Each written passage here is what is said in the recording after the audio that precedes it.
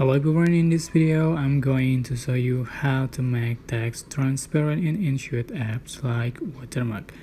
For example, I'm going to select photo to create a new project and add a photo that I want to edit, and then click text button, and then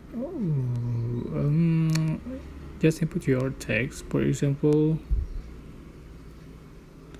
adjust for size and position, and then just click the text and select pencil icon to edit.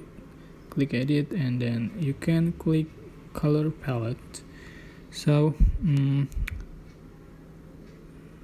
tap on opacity, just wipe to the left for transparent, like this. So